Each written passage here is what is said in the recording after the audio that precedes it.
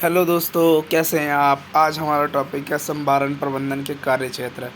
देखो, हमने पिछले टॉपिक में कवर किया था संभारण प्रबंधन है क्या। अब इसके कार्य क्षेत्र के बारे में देखेंगे। तो संभारण प्रबंधन के कार्य क्षेत्र व्यापक होते हैं, जो कि बहुत ही बड़े स्तर पर होते हैं और यह व्यापार के विभिन्न पहलुओं से संबंधित होते हैं। इनके अलग अलग तरीके इसमें जो कि समन्वय शामिल होते हैं, तो उनके बारे में पढ़ेंगे। तो इसके मुख्य कार्य क्षेत्र निम्नलिखित हैं। पहला, आपूर्ति श्रृंखला प्रबंधन। देखो, यह संपूर्ण आपूर्ति श्रृंखला के विभिन्न घटकों जैसे कि आपूर्तिकर्ता, निर्माता और वितरक के बीच सामग्री और सूचनाओं का समन्वय करता है। इसके अंतर्गत सामग्रियों की खरीद, स्टॉक प्रबंधन और वितरण शामिल है। कि जैसे मान लो कोई एक आपूर्तिकर्ता जो कि कोई माल बना रहा है, माल बनाने के बाद इसको सप्लाई कर रहे हैं, तो इसमें क्या होता है कि ख़रीदारी भी होती है, माल बनाया भी जाता है और उसको बांटा भी जाता है, उसको मैनेज किया जाता है। दूसरा, परिवहन और वितरण। इसमें माल के परिवहन के विभिन्न माध्यमों जैसे सड़क, रेल, समुद्र, वायु का चयन और प्रबंधन शामिल है। वितरण के लिए यह सुनिश्चित किया जाता है कि माल सही समय पर सही स्थान पर पहुंच सके। इसमें रूट प्लानिंग, शिपमेंट ट्रैकिंग और वितरण किया जाता है। अगला है भंडारण। तो माल और सामग्रियों को सही ढंग से स्टोर करने के लिए गोदामों और अन्य भंडारण सुविधाओं का प्रबंधन किया जाता है। यह सुनिश्चित करना कि माल सुरक्षित, व्यवस्थित और आसानी से उपलब्ध हो। भंडारण प्रबंधन का प्रमुख उद्देश्य है कि कोई भी माल रहे उसको स्टॉक करना बहुत ज़रूरी है, कि स्टॉक रहेगा नहीं तो हम कैसे आगे सप्लाई करेंगे। तो अगला है संग्रहण और स्टॉक प्रबंधन। आपदा और सामग्रियों का सही मात्रा में स्टॉक बनाए रखना ताकि किसी भी तरह की कमी या अधिकता से बचा जा सके। इसमें माल की मांग और आपूर्ति का संतुलन बनाए रखने की प्रक्रिया शामिल है। देखो, जैसे कि हम पे मान लो माल ज़्यादा हो गया या कम हो गया तो हमारे जो कस्टमर हैं वो चले जाएंगे, तो हम उनको माल नहीं दे पाएंगे। लेकिन ज़्यादा हो गया, अब मान लो मांग कम हो गई, तो वो माल हमारा बेकार हो जाएगा। तो इसलिए उसको उचित रेट पे जो कि सही मात्रा में बना के रखना चाहिए। अगला है हरित संभारण की चुनौतियाँ।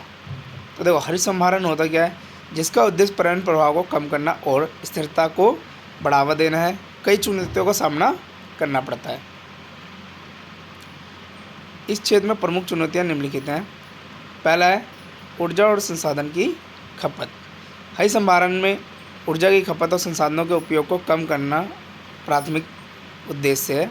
हालांकि इसके लिए विशेष तकनीकों और प्रणालियों की आवश्यकता होती है, जो महंगी हो सकती है और इसके कार्य में समय लग सकता है। जैसे कि मान लो बिजली यूज़ कर रहे हो तो बिजली का जो बिल होता है वो ज़्यादा मात्रा में लग सकता है, या मान लो कोई और संसाधन यूज़ कर रहे हो उसकी मात्रा ज़्यादा हो सकती है। प्रौद्योगिकी का उच्च लागत। पर्यावरण प्रभाव को कम करने के लिए कई उच्च तकनीक समाधानों का उपयोग किया जाता है, जैसे कि इलेक्ट्रिकल वाहनों का उपयोग, स्वच्छ ऊर्जा स्रोतों का अपनाना और ऊर्जा दक्षता बढ़ाने वाले उपकरण।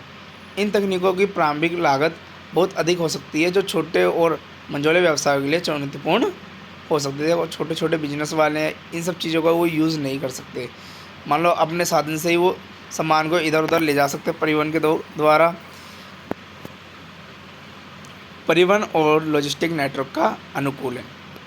हरित संभारण के तहत परिवहन और वितरण नेटवर्क को पर्यावरणीय दृष्टिकोण से अनुकूलित करना एक चुनौती है। इसमें रूट प्लानिंग, वाहनों की ईंधन दक्षता और पर्यावरण प्रभाव को ध्यान में रखते हुए ऑपरेशन का सुधार करना शामिल है। अब दो परिवहन वाले में क्या है, जैसे मान लो कैसे कैसे माल जाना है, मान लो शिप के थ्रू जाना है या एरोप्लेन के थ्रू जाना है या बाय रोड जाना है, ये सब देखा जाता है। और देखा जाता है कि इसमें कितना फ्यूल लग रहा है, कितना पैसा लग रहा है, और हमारे इन्वायरमेंट को भी देखा जाता है। नियम और नीतियाँ। विभिन्न देशों और क्षेत्रों में पर्यावरणीय नियम और नीतियाँ भिन्न हो सकती हैं।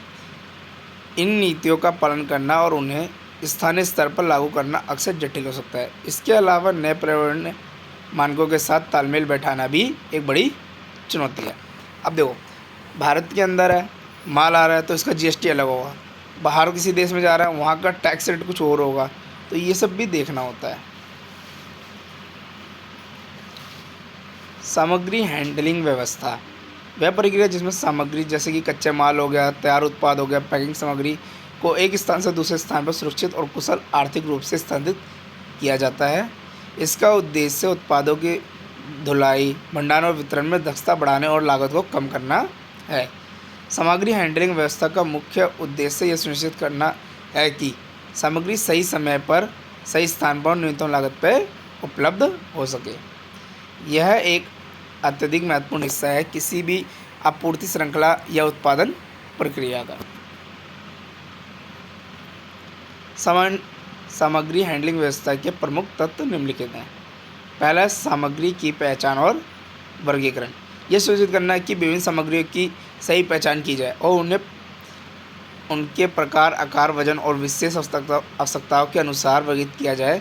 इससे सामग्री की ढुलाई और भंडारण में आसानी होती है। जैसे देखो, मान लो अमेज़ोन है, अमेज़ोन में किसी का पार्सल छोटा आता है, किसी का बड़ा आता है। तो जैसे मान लो छोटा आ रहा है तो उसको अलग कर दे। जैसे मान लो बाइक वाले ले जा सकते हैं, लेकिन बड़ा पार्सल है वो तो वैन में ही जाएगा, तो इस तरह उसकी पहचान की जाए।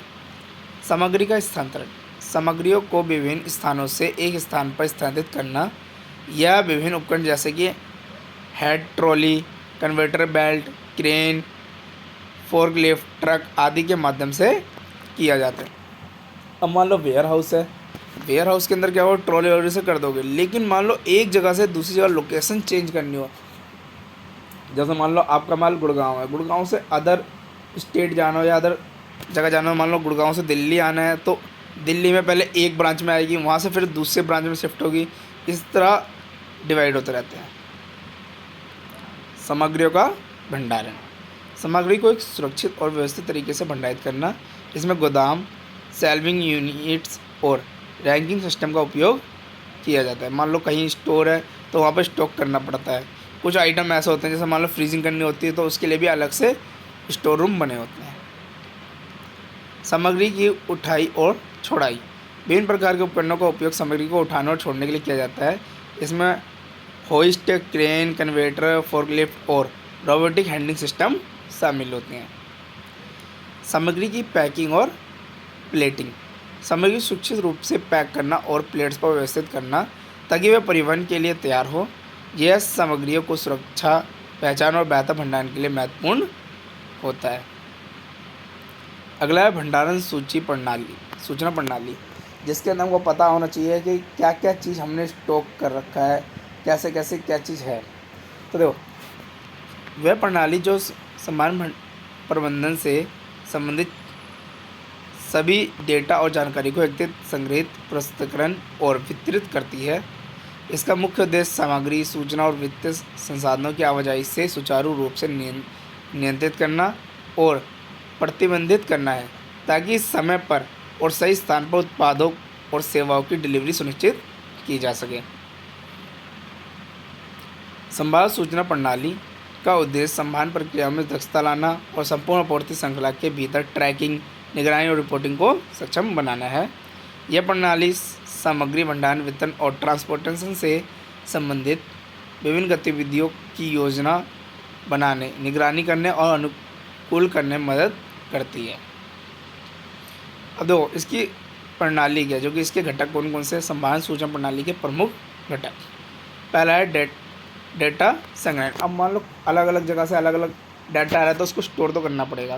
तो इसमें उत्पादों, स्थानों, परिवहन उपकरणों, भंडारण और अन्य प्रक्रिया संबंधित जानकारी एकत्रित की जाती है।